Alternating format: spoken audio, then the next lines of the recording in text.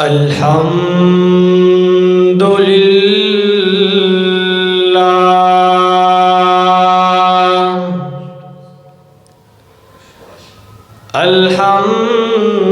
لله رب العالمين،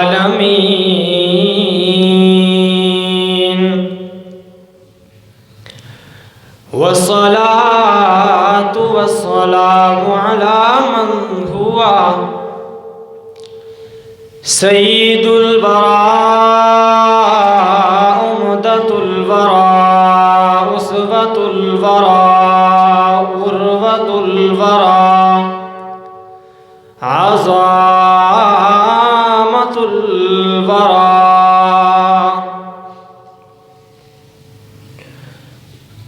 الحمد لله الذي وفقنا لإشاعة القرآن والفرقان والبرهان، الذي وفقنا لإشاعة التوحيد والتسبيح والتحميد والتمجيد. الحمد لوليه والصلاة على نبيه، والوزن والعدل والفضل والنظم بالجزم، بوحدته بكبريائه بسلطان وبإعلان وبإتقان وبإيمان وبيان في فرقان، وحده بوحدة موحدا بوحدة موحدا بوحدة بتوحيد بوحدة، وحيدا وأحدا بلا مدد وجدد ونسب ووصف في الكمال. أما بعد فأعوذ بالله من الشيطان الرجيم. بسم الله الرحمن الرحيم.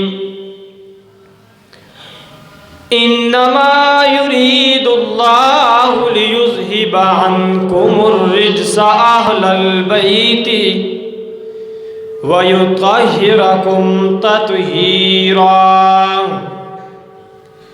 وقال الله تبارك وتعالى في مقام آخر: يا أيها النبي قل لأزواجك وبناتك ونساء المؤمنين يدنين عليهن من جلابيبهن ذلك أدنى أن يعرفن فلا يؤذين، وكان الله غفورا رحيما. صدق الله العظيم. قال النبي صلى الله عليه وسلم: الفاطمة بضعة مني، أو كما قال النبي صلى الله عليه وسلم. اللهم صل على محمد وعلى آل محمد كما صليت على إبراهيم وعلى آل إبراهيم إنك حميد مجيد. اللهم بارك على محمد وعلى آل محمد كما باركت على إبراهيم وعلى آل إبراهيم إنك حميد مجيد. عزیزان محترم بھائیو بزرگو، السلام علیکم ورحمۃ اللہ وبرکاتہ۔ سب سے پہلے اللہ تبارک و تعالیٰ کی بارگاہ لم یزل کے اندر دعا ہے کہ جو کچھ آپ حضرات کے سامنے ذکر کروں اللہ کے قرآن اور اللہ کے پیغمبر کے فرمان کے مطابق ذکر کروں، اس کے بعد آپ حضرات کو اور مجھے اس پر رب العالمین عمل کرنے کی توفیق عطا فرمائے۔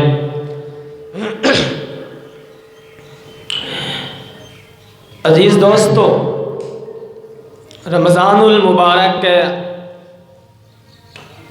کا مہینہ شروع ہے۔ اللہ تبارک و تعالیٰ کی رحمتیں اور برکتیں اس دنیا پر سایہ فگن ہیں۔ رمضان کے مسائل آپ نے کچھ نہ کچھ سن لیے ہوں گے، جس طرح کی ترتیب چل رہی ہے۔ میں جو آپ کے سامنے ذکر کروں گا 10 رمضان المبارک کو حضرت سیدہ کائنات سیدہ خدیجۃ الکبریٰ رضی اللہ تعالی عنہا کی وفات ہے، اور 3 رمضان المبارک شہزادی کائنات سیدہ عتیقہ فاطمۃ الزہرا رضی اللہ تعالی عنہ کی وفات ہے۔ انشاءاللہ میں دونوں ماں بیٹی کا تذکرہ تھوڑا تھوڑا کروں گا کیونکہ وقت اتنا ہی ہے۔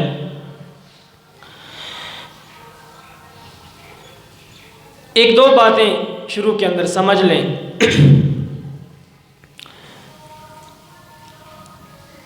قرآن کریم کی اس آیت سے جو میں نے آپ کے سامنے ذکر کی ہے، ازواجک و بناتک، اس آیت سے یہ معلوم ہوتا ہے کہ نبی صلی اللہ علیہ وسلم کی بیٹی ایک نہیں ہے، کم از کم ایک سے زیادہ ہے، کیونکہ بنت کا لفظ نہیں ہے، بنات کا لفظ ہے۔ بنات بہت ساری بیٹیوں کو کہتے ہیں۔ احادیث متواترہ اس بات پر دلیل ہیں اور شاہد ہیں کہ نبی صلی اللہ علیہ وسلم کی بیٹی ایک نہیں ہے۔ بہت ساری احادیث ہیں، ذکر کرنے کی ضرورت نہیں ہے۔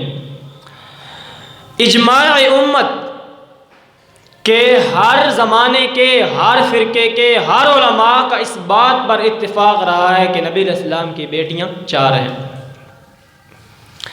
آج کے کچھ حضرات نے اس بات سے انکار کیا کہ نبی علیہ السلام کی بیٹی صرف ایک ہی ہے، وہ ہے حضرت فاطمہ رضی اللہ تعالیٰ عنہ و سلام اللہ علیہا۔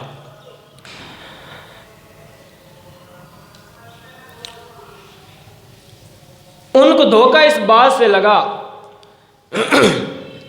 کہ جب ان سے پوچھا گیا کہ حضرت عثمان اہل بیت میں ہیں یا نہیں، تو اگر وہ کہتے کہ اہل بیت میں ہیں تو خود پھنستے، کیونکہ پھر ان کی پاک دامنی ان کو بیان کرنی پڑتی۔ اہل بیت کا ٹائٹل انہوں نے اپنے جیبوں پر لگایا ہوا ہے، تو انہوں نے کہا کہ وہ تو اہل بیت میں نہیں ہیں۔ تو سوال ہوا کہ کیوں نہیں، ان کے گھر تو نبی علیہ السلام کی 2 بیٹی ہیں۔ تو انہوں نے کہا 2 بیٹیاں کدھر ہوتی ہیں، بیٹی ہے ہی نبی علیہ السلام کی ایک۔ پھر دلیل یہ دی، یہ سمجھیں آپ، دلیل یہ دی کہ نبی علیہ السلام کی شادی مبارک ہوئی 25 سال کی عمر میں۔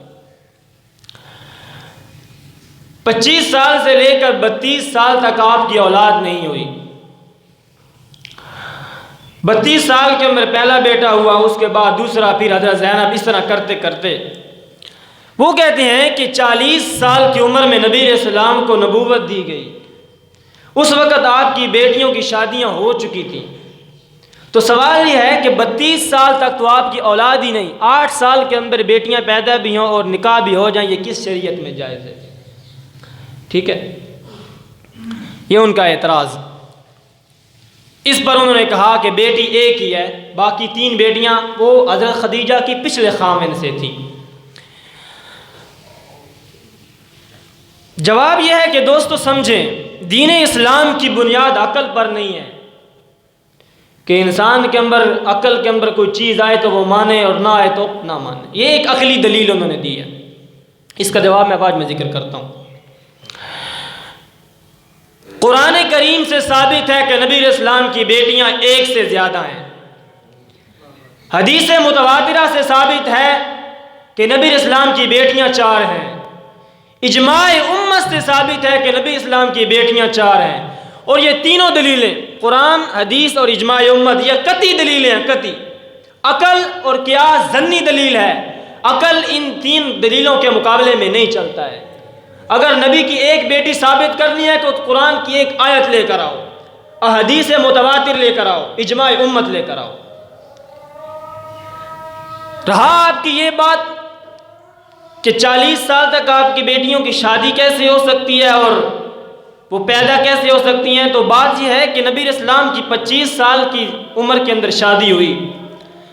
آپ نے کہا کہ 32 سال تک کوئی اولاد نہیں ہوئی، اس بات پر دلیل چاہیے کہ 32 سال تک کوئی اولاد نہیں ہوئی ہے، اس پر کوئی دلیل، کوئی حدیث نہیں ہے۔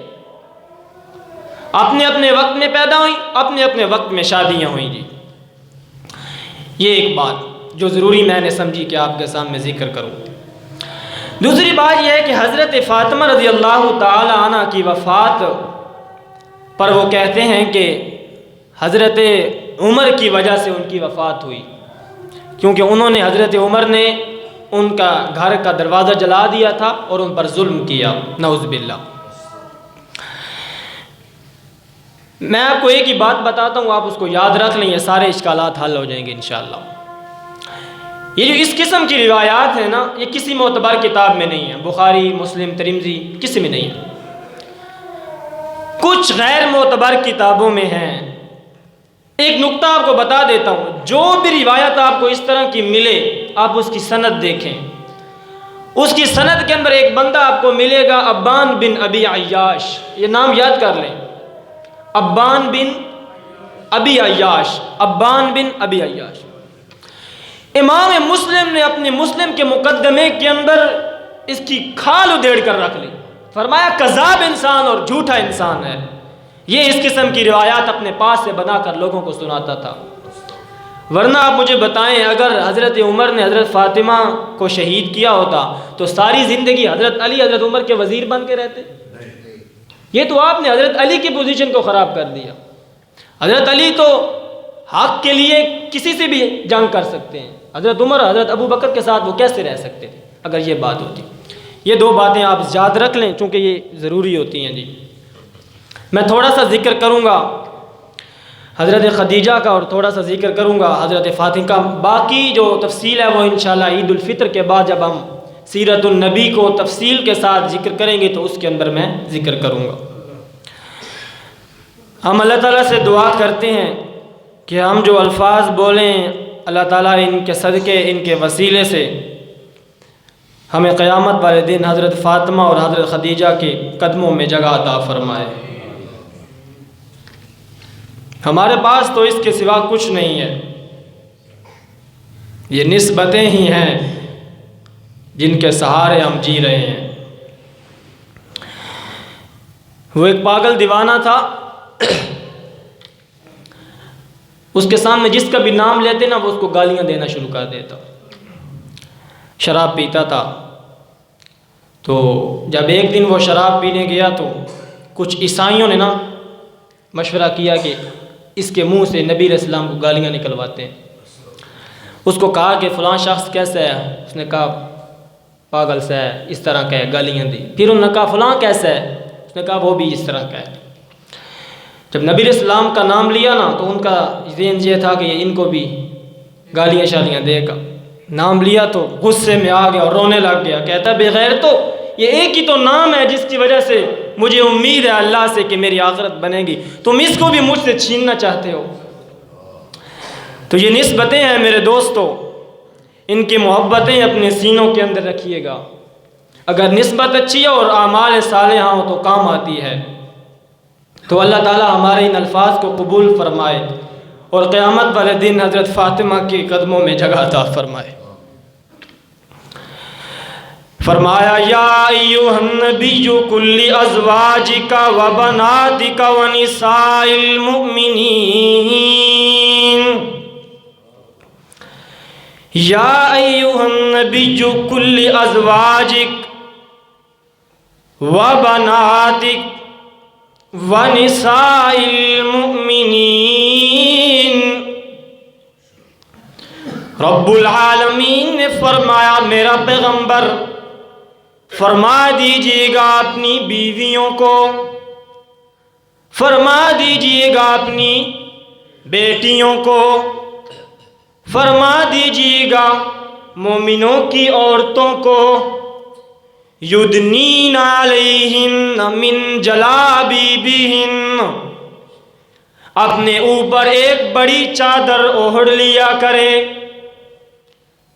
ذالک ادنا، یہ اس بات کے زیادہ قریب ہے کہ ان یعرفن فلا یؤذین، کہ تم پہچانی جاؤ اور تمہیں کوئی تکلیف نہ دی جائے۔ میرے دوستو، آمنہ کے لال محمد الرسول اللہ صلی اللہ علیہ وسلم کی عمر 25 سال کو پہنچی ہے۔ حضرت خدیجۃ الکبریٰ رضی اللہ تعالی عنہ نے آپ کے نکاح کے اندر آنے سے پہلے 2 شادیاں کی، 2 شادی، ایک ابو حالہ سے اور ایک عتیق سے، ان سے 2 بیٹے بھی پیدا ہوئے، لیکن ان دونوں کی وفات ہو گئی۔ حضرت خدیجہ کے والد بہت بڑے تاجر تھے، ان کا سارا مال جو تھا وہ حضرت خدیجہ کو مل گیا۔ ام المومنین خدیجۃ الکبریٰ رضی اللہ تعالی عنہ اب کرتی یہ ہیں کہ اپنا مال امانت دار لوگوں کو دیتی ہیں اور کہتی ہیں کہ تجارت کرو، جو نفع آئے گا وہ میرے اور تمہارے درمیان تقسیم ہو جائے گا۔ اسی طرح تجارت کرتی ہیں، نفع ملتا ہے۔ اسی دوران محمد الرسول اللہ صلی اللہ علیہ وسلم کی پاک دامنی امانت، دیانت، صداقت دنیا میں مشہور ہونے لگی ہے۔ خدیجہ کو کسی نے بتایا کہ ایک محمد نامی شخص ہے، بڑا امین ہے۔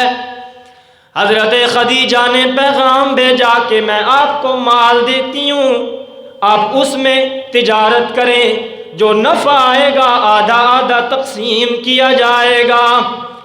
آمینہ کے لال نے اپنے چچا ابو طالب سے مشورہ کیا۔ ابو طالب نے کہا کہ میرے بھتیجے، میرا دل تو نہیں کرتا کہ تو میری آنکھوں سے اوجھل ہو جائے، لیکن پھر بھی تو چاہتا ہے تو تجارت کر۔ اللہ کے پیغمبر اب تجارت والے قافلے کے ساتھ نکلے ہیں۔ حضرت خدیجہ نے اپنے ایک غلام میسرہ کی ڈیوٹی لگائی کہ تم بھی ساتھ جاؤ اور جو حکم بھی تجھے دیا جائے اس کو بجا لاؤ، اور ساتھ یہ بھی حکم دے دیا کہ دیکھتے رہنا یہ بندہ سفر کے اندر کیسا ہے۔ اپنے گھر کے اندر تو یہ امین اور امانت دار مشہور ہے، لیکن سفر جو ہوتا ہے وہ انسان کی اصلیت سامنے لاتا ہے۔ سفر کے اندر انسان کھل کر سامنے آ جاتا ہے۔ میسرہ نے اپنی ڈیوٹی شروع کر دی۔ میسرہ فرماتے ہیں جب ہم واپس آئے تو ہمیں اتنا نفع حاصل ہو چکا تھا کہ اس سے پہلے حضرت خدیجہ کو اتنا نفع کبھی بھی نہیں ہوا تھا۔ اور فرماتے ہیں جب میں دیکھتا کہ آمنہ کے لال کے خوبصورت چہرے پر سورج اپنی روشنی برسا رہا ہوتا، اتنے میں ایک بادل آتا اور آ کر اس روشنی کے سامنے حائل ہو جاتا، آمنہ کے لال پہ تپش نہیں پڑنے دیتا۔ یہ نظارے میسرہ دیکھ رہا ہے، یا آج اس نے آ کر حضرت خدیجہ کو بتائے۔ یہ بندہ عام نہیں ہے، یہ تو عظیم الشان انسان ہے۔ حضرت خدیجۃ الکبریٰ رضی اللہ تعالی عنہ نے اپنی ایک سہیلی نفیسہ کو بلایا۔ نفیسہ ان سے کہا کہ یہ چاہت ہے میرے دل کی۔ ان کے لیے رشتے بہت آتے تھے حضرت خدیجہ کے لیے، حسین و جمیل تھیں ہماری ماں، اور بہت مالدار بھی تھیں، اور ان کی بلوغت کے بعد ان کا لقب مشہور ہو گیا تھا طاہرہ، پاک دامن عورت، لیکن رشتہ کوئی بھی قبول نہیں کیا۔ ان کے مقدر میں اللہ تعالیٰ نے آمنہ کے لال کو لکھا تھا۔ نفیسہ محمد الرسول اللہ صلی اللہ علیہ وسلم کے پاس گئی اور کہنے لگی یا محمد، ابھی اس وقت نبوت نہیں تھی صلی اللہ علیہ وسلم، یا محمد آپ نکاح کیوں نہیں کرتے ہیں؟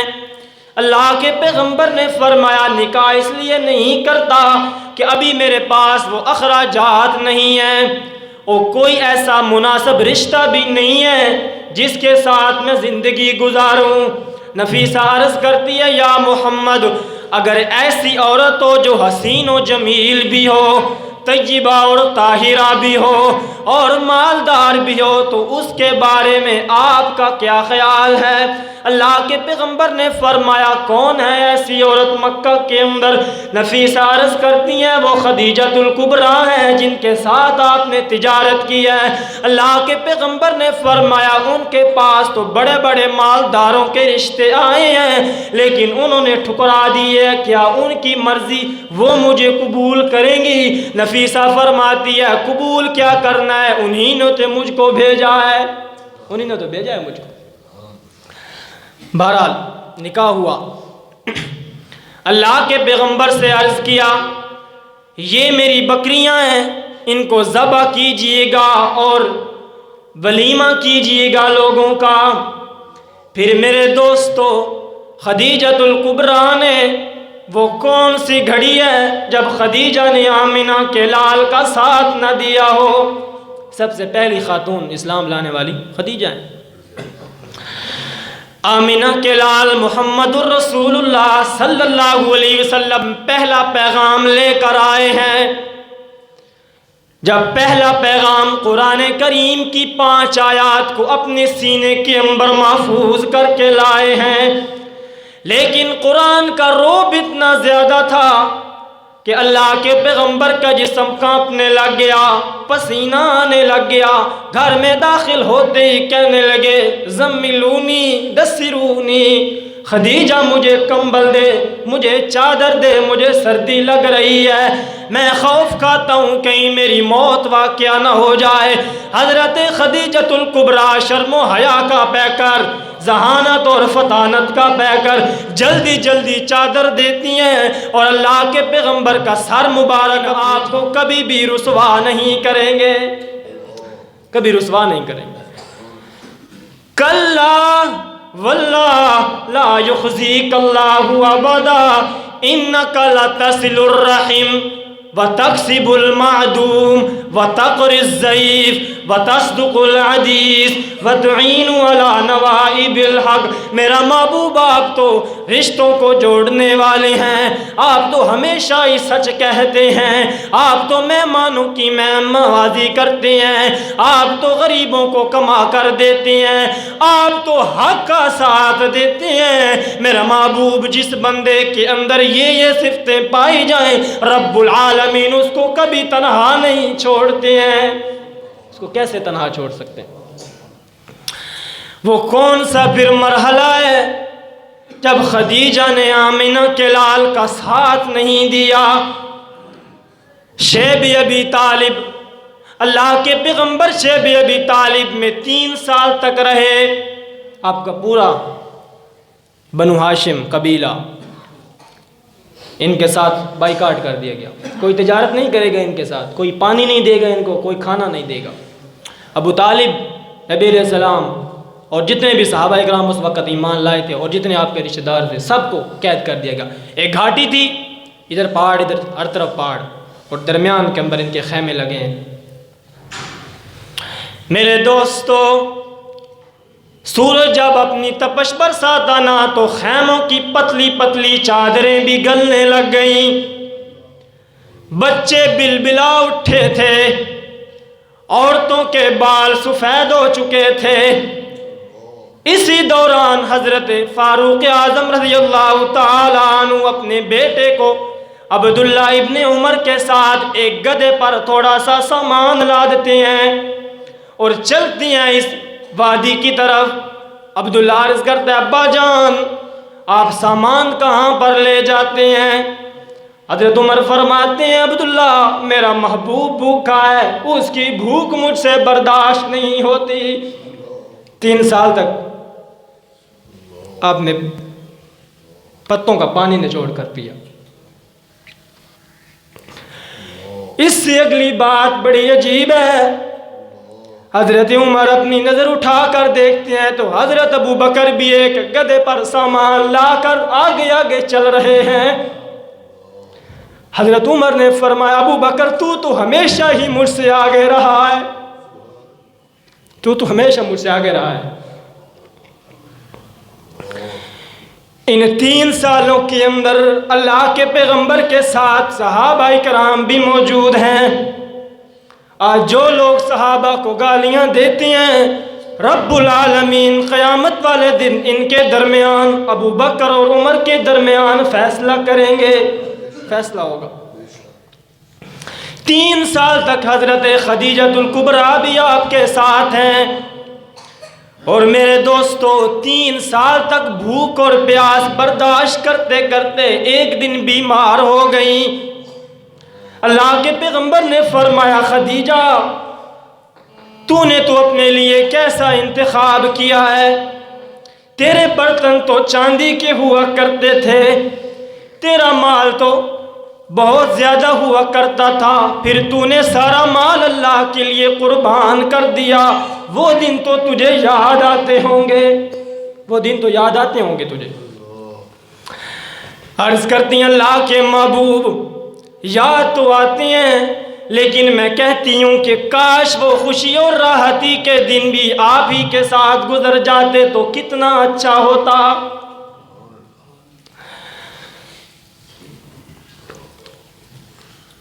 امام رازی رحمۃ اللہ علیہ نے اپنی تفسیر کبیر کے اندر ذکر کیا، یہ نبوت کے ملنے سے پہلے کا واقعہ ہے۔ امام رازی فرماتے ہیں اللہ کے پیغمبر کو ابھی تک نبوت نہیں دی گئی تھی، یوں ایک دن مکہ کی وادیوں کی طرف نکلے ہیں، ایک قبیلے کو دیکھا جس کے سروں پر کوئی کپڑا نہیں ہے، عورتوں کے پاؤں میں جوتا نہیں ہے، بچوں کے جسموں پر کوئی لباس نہیں ہے۔ اللہ کے پیغمبر نے ان کو دیکھ کر دل ہی دل کی دنیا میں بہت رش کیا، کاش کہ میرے پاس مال ہوتا تو میں ان پر قربان کر دیتا، یہ دل کے اندر خواہش ظاہر کی، لیکن مال موجود نہیں تھا۔ گھر واپس آئے اور آ کر ایک چادر لے کر سو گئے۔ خدیجہ الکبریٰ رضی اللہ تعالی عنہ نے دیکھا کہ میرا محبوب آج پریشان ہے، عرض کیا کیا بات ہے، کیا ہوا ہے؟ فرماتے ہیں خدیجہ میں نے ایک قبیلے کو دیکھا جن کے پاس پینے کے لیے پانی نہیں ہے، جن کے پاس کھانے کے لیے کوئی کھانا نہیں ہے، لباس پہننے کے لیے کپڑا نہیں ہے۔ میرا دل یہ کیا کہ کاش میرے پاس بھی مال ہوتا تو میں ان پر قربان کر دیتا۔ خدیجہ الکبریٰ رضی اللہ تعالیٰ عنہ نے فرمایا جائیے عرب کے سرداروں کو بلا کر لائیے گا۔ اللہ کے پیغمبر عرب کے سرداروں کو بلا کر لائے۔ آتے ہی حضرت خدیجہ نے اتنا چاندی کا ایسا ڈھیر لگا دیا کہ اس کے پیچھے اللہ کے پیغمبر چھپ گئے اور فرمایا یہ عرب کے سارے سردار گواہ ہو جائیں میں نے یہ سارا مال آپ پر قربان کیا ہے۔ مال بھی دیا، تسلیاں بھی دیں، قربانیاں بھی دیں۔ آپ ذہانت کا اس بات سے اندازہ لگائیں کہ جب نئی وحی کا سلسلہ شروع ہوا تو جبریل امین آ جاتے تو نبی علیہ السلام کو پتہ نہیں چلتا تھا کہ یہ فرشتہ ہے یا کوئی جن ہے یا کون ہے، مجھے سمجھ نہیں آ رہی، نیا سلسلہ تھا۔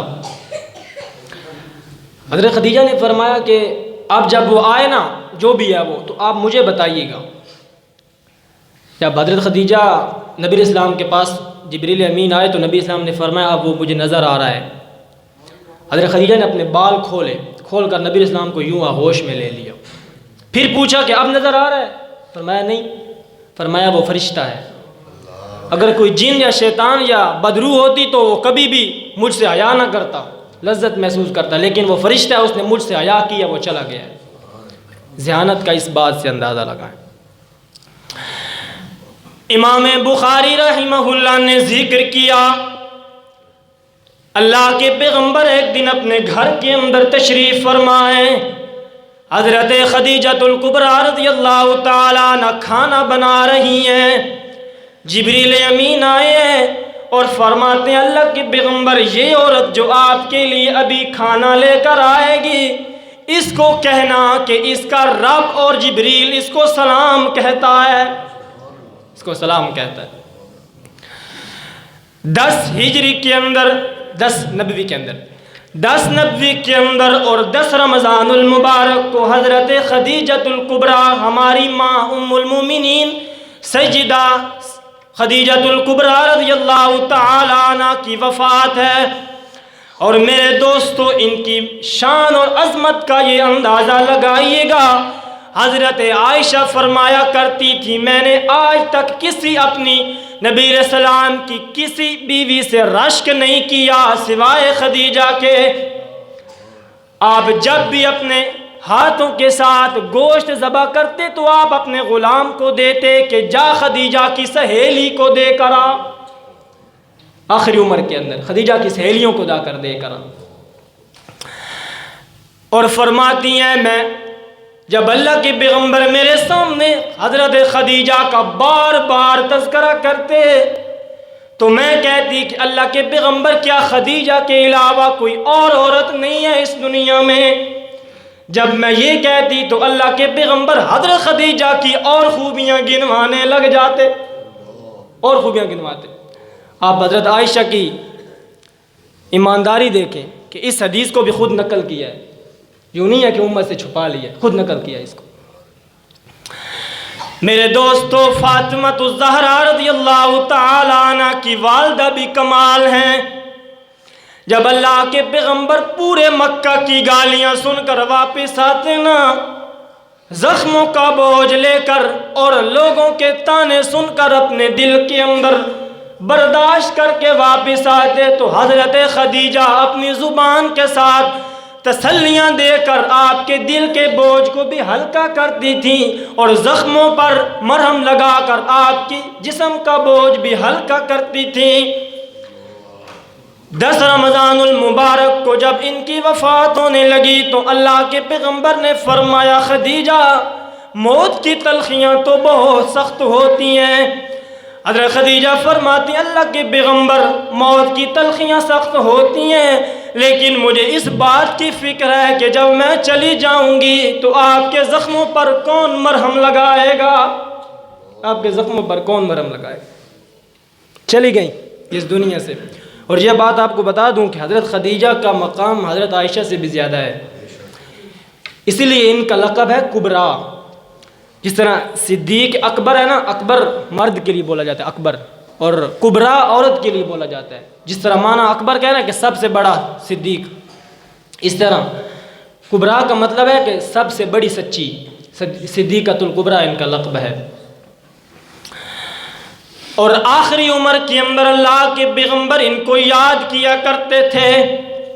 25 سال کا عرصہ حضرت خدیجہ کے ساتھ گزارا اللہ کے پیغمبر نے، اور آخری عمر کے اندر فرمایا کرتے تھے واہ خدیجہ این مثل خدیجہ، ہائے میری خدیجہ تجھ جیسا بھلا کون ہے، میری خدیجہ تجھ جیسا کون ہے۔ حضرت عائشہ فرماتی ہیں اللہ کے پیغمبر آپ اس بوڑھی خاتون کو کب تک یاد کرتے رہیں گے؟ اللہ کے پیغمبر فرمایا کرتے تھے عائشہ مجھے آج بھی خدیجہ کی ساری قربانیاں یاد ہیں۔ جب لوگوں نے مجھے کہا کہ تو جھوٹا ہے، خدیجہ نے کہا کہ تو سچا ہے۔ جب لوگوں نے مجھ سے مال روک لیا، خدیجہ نے سارا مال مجھ پہ قربان کیا، سارا مال قربان کیا۔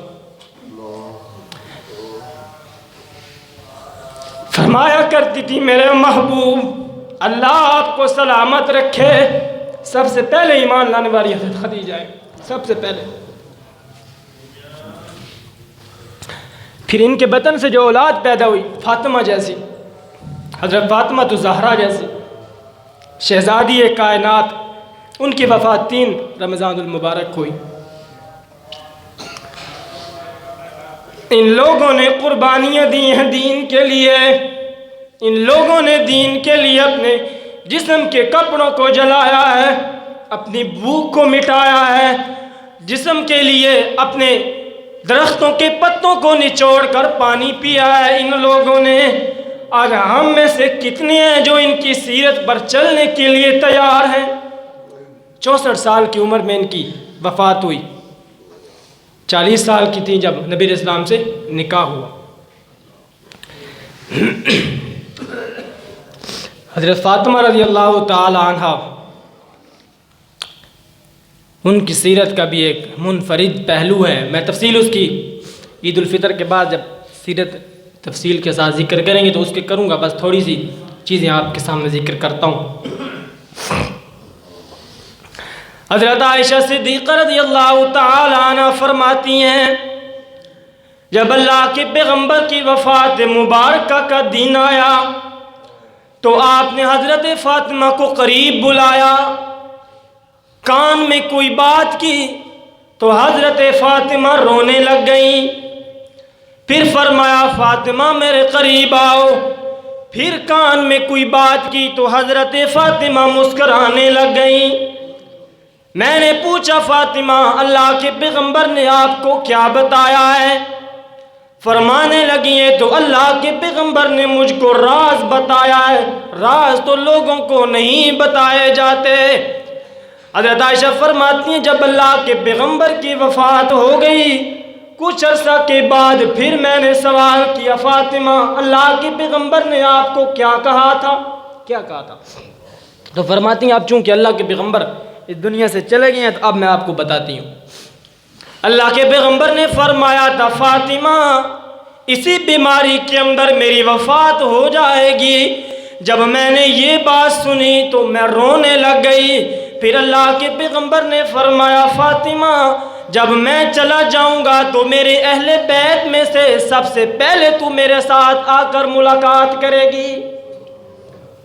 اس حدیث سے آپ کا وہ مسئلہ بھی حل ہو گیا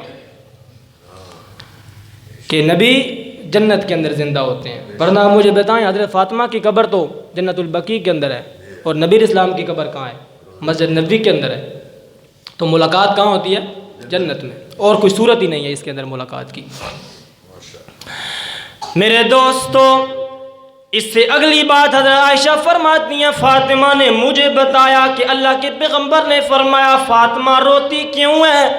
کیا تیری یہ شان کم ہے کہ تو ساری جنتی عورتوں کی سردار ہے؟ یہ ترتیب سمجھ لیں، جنتی عورتوں کے سردار حضرت فاطمہ ہیں، جنتی جوانوں کے سردار حسن و حسین ہیں، اور جنتی بوڑھوں کے سردار حضرت ابو بکر و عمر ہیں۔ اب سوال یہ ہوتا ہے کہ جنت کے اندر تو سارے جوان ہو گئے، پھر جوان اور بوڑھے کا کیا مطلب ہے؟ تو مطلب یہ ہے کہ جو دنیا کے اندر جوان فوت ہوئے ان کے سردار حضرت حسن و حسین ہیں، اور جو دنیا کے اندر بوڑھے فوت ہوئے ان کے سردار حضرت ابو بکر و عمر ہیں۔ نبی اسلام نے فرمایا حسن و حسین جنتی جوانوں کے سردار ہیں اور ان کے والد حضرت علی وہ ان سے بھی بڑھ کر ہیں۔ بس اتنا ہی فرمایا، اس سے آگے کچھ نہیں فرمایا، آگے اللہ تعالیٰ کی بہتر جانتے ہیں کہ نبی اسلام کی کیا مراد تھی۔ اور جنتی بوڑھوں کے سردار حضرت ابو بکر و عمر ہیں۔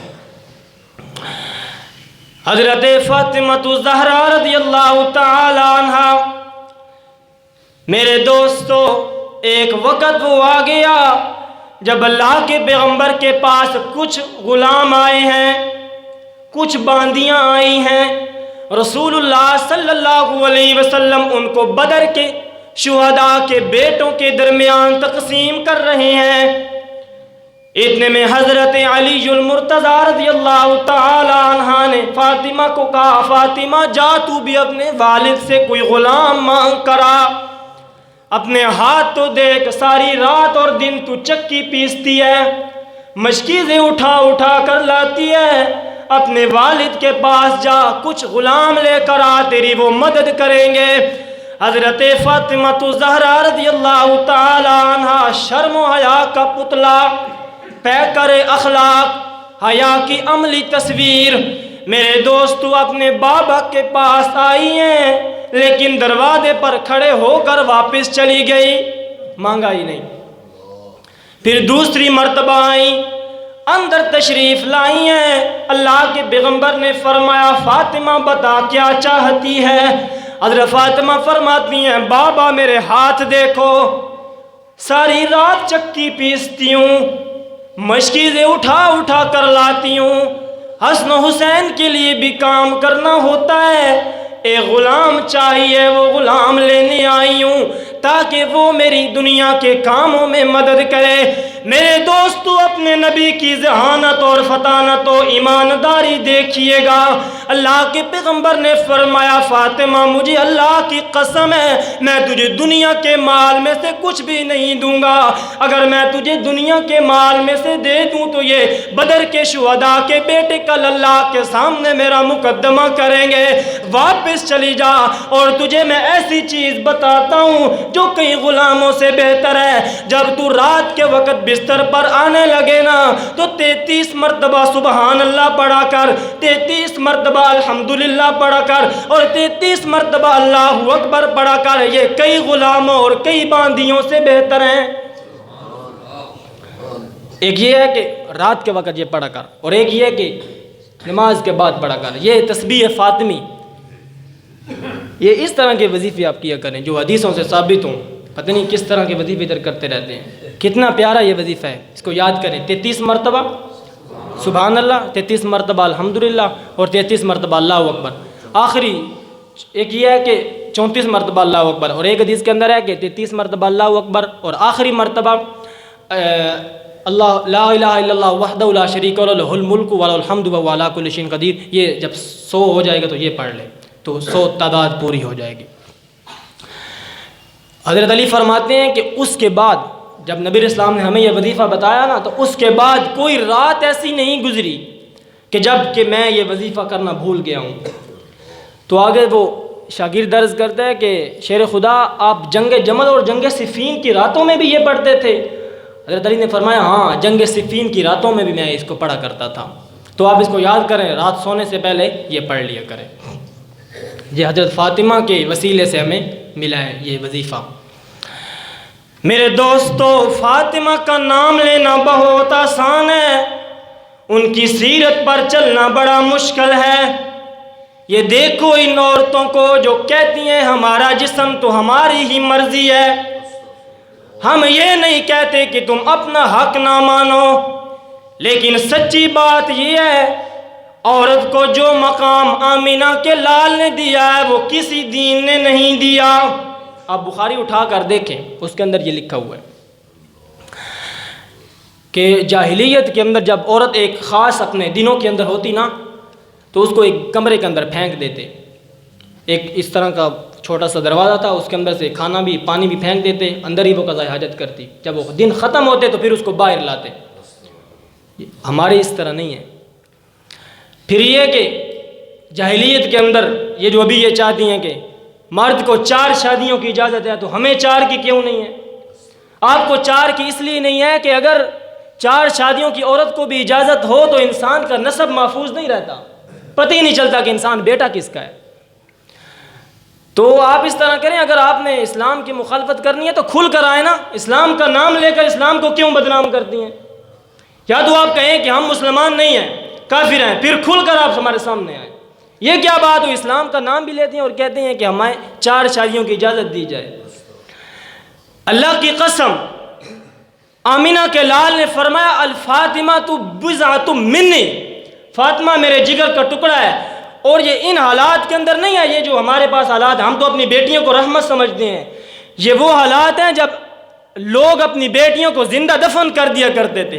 اس وقت اللہ کے پیغمبر نے فرمایا تم اپنی بیٹیوں کو دفن کرتے ہو تو کرو، میری بیٹی فاطمہ تو میرے جگر کا ٹکڑا ہے، اس وقت کہہ کر اپنے عمل سے ثابت کر کے دکھایا ہے۔ ہم جب پہلے کہتے تھے کہ اگر کوئی بندہ زنا کرے شادی شدہ ہو تو اس کو سنسار کرو، اگر وہ شادی شدہ نہیں ہے تو اس کو کوڑے مارو، یہ اسلام کا قانون ہے، قرآن نے اس کو واضح کیا سورۃ نور میں۔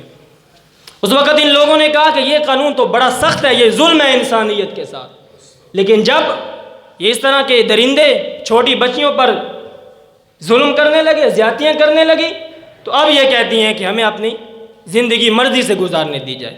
آپ کو زندگی مرضی کے ساتھ گزارنے کی ضرورت نہیں ہے، ان درندوں کو باندھنے کی ضرورت ہے۔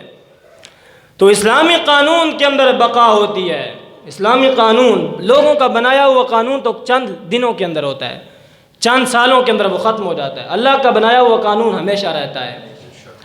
آج بھی اگر ہم اس قرآن کریم کو ملک پاکستان میں لاگو کریں تو دیکھیں آپ حالات کس طرح خوشگوار ہوتے ہیں۔ یہ لبرل قسم کے لوگ کہتے ہیں کہ اس کے اندر تو بڑے بڑے سخت قوانین ہیں، تو سخت قوانین ہوں گے تو انسانی زندگی کی بقا ہوتی ہے۔ ادھر تو 100 آدمی قتل ہو جاتا ہے، قصاص لینے والا بندہ کوئی نہیں ہوتا۔ اگر ایک بندہ زنا کرے، اس کو چوراہے کے اندر اس کو سنسار کیا جائے تو دوسرا بلا زنا کوئی کرے گا؟ اسلام کا یہ قانون جو ہے وہ انسان کی زندگی کا بقا ہے۔ فاطمہ کا نام لینا بڑا آسان ہے، لیکن سیرت پر چلنا بہت مشکل ہے میرے دوستو۔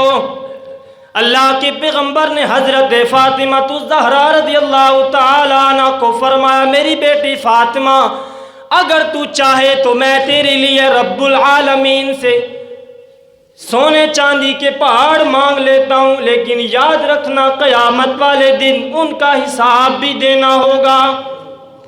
کیا حساب دے لے گی ان کا؟ حضرت فاطمہ فرماتی ہیں، ابا جان میں تو حساب نہیں دے سکتی ہوں، مجھے اللہ کی رضا چاہیے، دنیا کا مال و دولت نہیں چاہیے۔ نام ہم فاطمہ کا لیتے ہیں، لیکن ہر روز ہم میں سے لوگ زنا کرتے ہیں۔ نام تو ہم فاطمہ کا لیں اور مطالبہ یہ کریں کہ عورتوں کو بھی 4 شادیوں کی اجازت دی جائے، یہ تو دین کے ساتھ غداری ہے۔ یا تو نام نہیں لو یا پھر کام چھوڑ دو۔ بخاری شریف کے اندر جہاں کتاب الرؤیا کا وہ باب شروع ہوتا ہے نا، وہاں پر یہ حدیث، اور بڑی سخت حدیث ہے، بندہ پڑھے تو بندہ حیران ہو جاتا ہے۔ نبی علیہ السلام کی عادت تھی جب صبح کی نماز پڑھا لیتے نا تو پیچھے اپنا چہرہ مبارک کر کے بیٹھتے اور صحابہ کرام سے فرماتے کہ تم میں سے اگر کسی نے خواب دیکھا ہو تو مجھے سناؤ۔ تو صحابہ کرام خواب جو کسی نے دیکھا ہوتا وہ خواب سناتا۔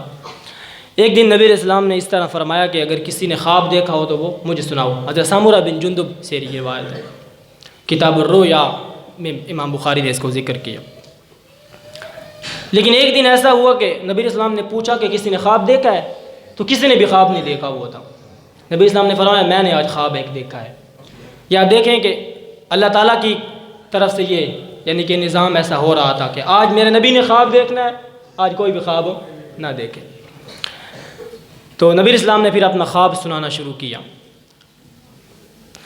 امام الانبیاء رحمت للعالمین صلی اللہ علیہ وسلم نے فرمایا میرے پاس 2 بندے آئے، وہ مجھے لے کر ایک کھلی زمین کی طرف گئے ہیں، اور کھلی زمین کے اندر جب مجھے لے جایا گیا تو میں نے ایک بندے کو دیکھا، وہ اس طرح کھڑا ہے اور 2 بدصورت لوگ اس پر ظلم کر رہے ہیں، اور ظلم بھی یہ کر رہے ہیں کہ اس کے اس جبڑے سے ایک لوہے کی چیز ڈالتے ہیں، یوں پیچھے لے جاتے ہیں، جب ادھر آ کر وہ ختم ہوتی ہے تو پھر اس کا چہرہ ٹھیک ہو جاتا ہے۔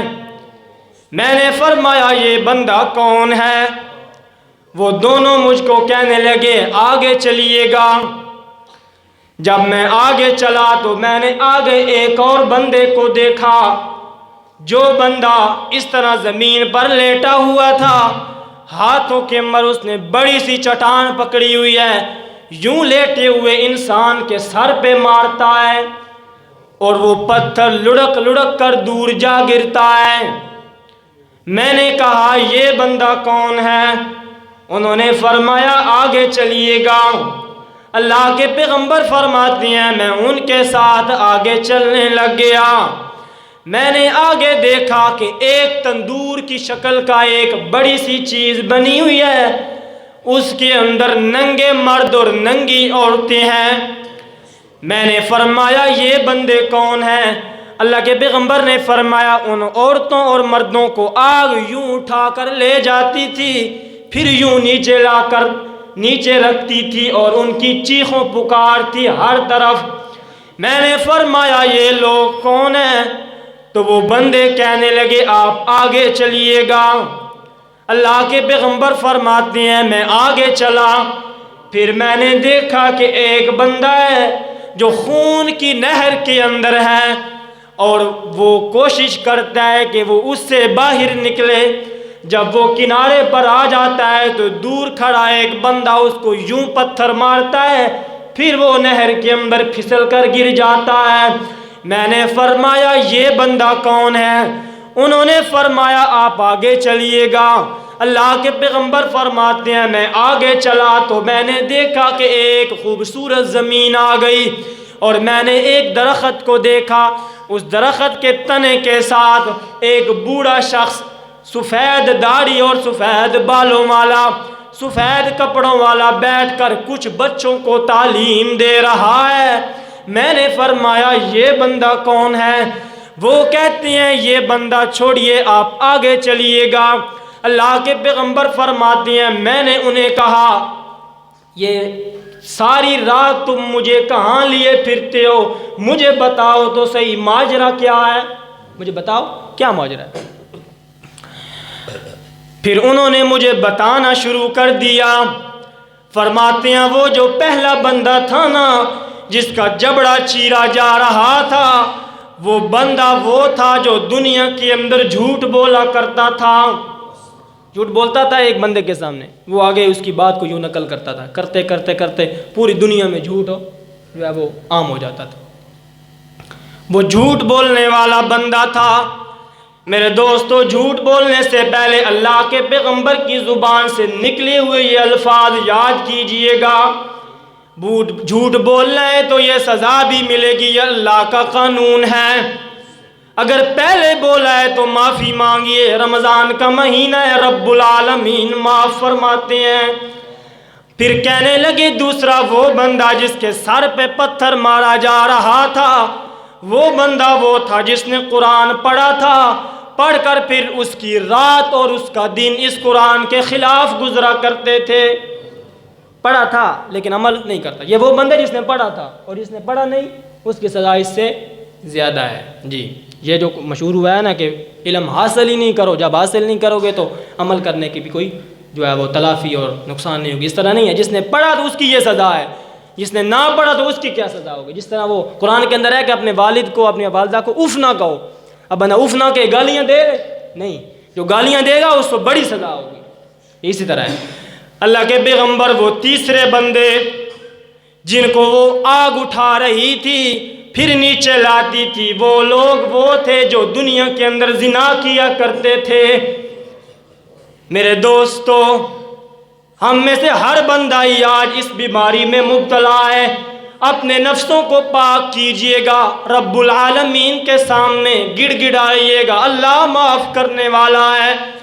چوتھا وہ بندہ جو خون کی نہر کے اندر غوطے کھا رہا تھا، اللہ کے پیغمبر کو انہوں نے بتایا کہ یہ وہ بندہ ہے جو دنیا میں سود کھایا کرتا تھا۔ کیا کرتا تھا؟ سود کھاتا تھا۔ یہ چار بندے۔ اللہ کے پیغمبر پانچواں وہ بندہ جو درخت کے تنے کے ساتھ بیٹھا ہوا تھا، وہ حضرت ابراہیم علیہ السلام تھے۔ ان بچوں کو تعلیم دے رہے تھے جو دنیا کے اندر بچپن کی حالت میں فوت ہو جاتے ہیں۔ اب اللہ کے پیغمبر ایک درخت پر چڑھے، درخت پر چڑھ کر یوں دیکھا تو ایک خوبصورت محل دکھایا گیا۔ اللہ کے پیغمبر نے فرمایا یہ محل کس کا ہے؟ وہ کہنے لگے یہ آپ کا محل ہے۔ اللہ کے پیغمبر نے فرمایا مجھے چھوڑیے، میں اس میں داخل ہونا چاہتا ہوں۔ وہ کہنے لگے نہیں نہیں، آپ ابھی تک اس محل میں داخل نہیں ہو سکتے، ابھی تک آپ کی دنیا والی زندگی باقی ہے۔ اس سے بھی آپ کا وہ مسئلہ حل ہو گیا، ٹھیک ہے، آسانی کے ساتھ، کوئی ٹینشن نہیں ہے۔ اب اللہ کے پیغمبر نے فرمایا تم بتاؤ تم کون ہو؟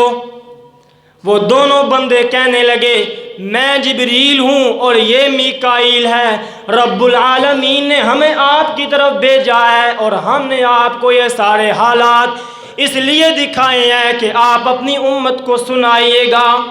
یہاں پر حدیث ختم ہوتی ہے۔ ایک بات یہ سمجھ لیں کہ یہ جو ہے نا خواب، عام لوگوں کا خواب حجت نہیں ہوتا ہے، لیکن یہ نبی اسلام کا خواب ہے اور یہ حجت ہے، ٹھیک ہے۔ تو اس لیے اللہ تعالیٰ سے ہم دعا کرتے ہیں کہ ہم نے جو کچھ الفاظ کہے حضرت خدیجہ کے شان میں، حضرت فاطمہ کے شان میں، اللہ تعالیٰ ان کو وسیلہ اور صدقہ بنا کر قیامت والے دن ہمیں حضرت فاطمہ کے قدموں میں جگہ عطا فرمائے۔ وآخر دعوانا ان الحمد للہ رب العالمین۔